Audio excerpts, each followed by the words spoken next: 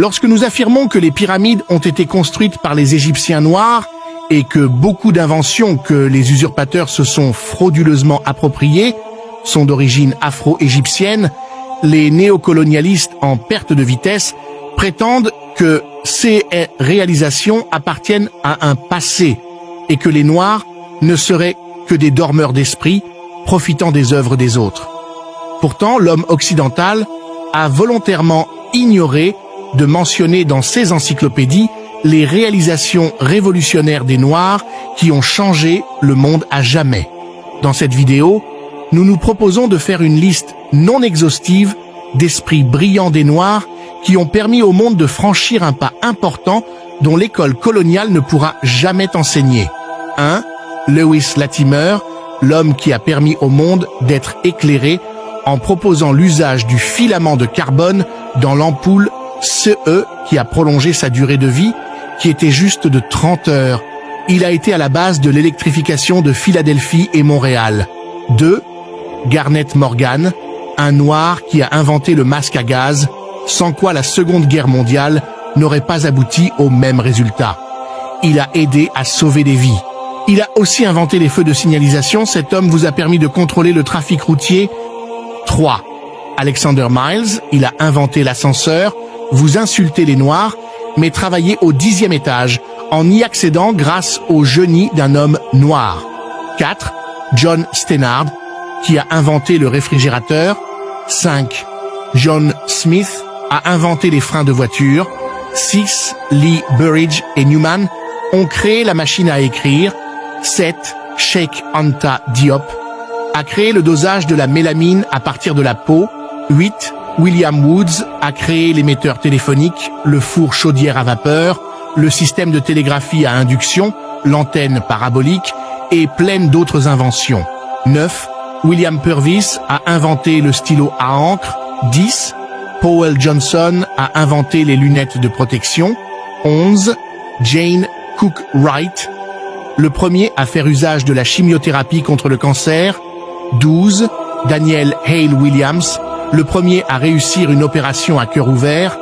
13. Philippe Emeagwali, l'homme qui détient le plus grand nombre des brevets en informatique. Il a mis au point plusieurs logiciels et a créé l'ordinateur le plus rapide avec 1,3 milliard de calculs par seconde. 14. James Lewis a créé l'antenne de détection par radar. C'est exactement ce qui arrive lorsque vous laissez le privilège à l'ennemi d'écrire votre propre histoire. Certains autres cerveaux africains se sont vus refuser des brevets juste parce que le néocolonialiste n'a pas digéré que l'homme noir s'adjuge le privilège d'avoir changé le monde. Des chercheurs gabonais, nigérians, ivoiriens, camerounais, congolais, béninois, sénégalais, togolais et autres ont mis au point des traitements contre des maladies considérées incurables, mais se sont vus supprimés par le néocolonialiste qui cherche à bloquer l'envol de l'Afrique. Maxwell Chikumbutso, un natif du Zimbabwe, après avoir créé un générateur à énergie gratuite, infini sans aucune conséquence sur l'écosystème, laquelle énergie a fait rouler une voiture sans aucune sortie d'énergie, voler un hélicoptère et allumer indéfiniment un téléviseur, le brevet lui a été refusé sous prétexte que son invention était contraire aux lois de la physique, puis contraint par les Américains de leur apprendre sa technologie. Un jeune étudiant de la RDC, Pierre Sédy, a récemment présenté un prototype d'une machine commandée par la pensée humaine. J'espère qu'une délégation venant de l'Occident l'a déjà contacté en vue de voler son invention pour s'en approprier comme ils l'ont fait avec notre histoire.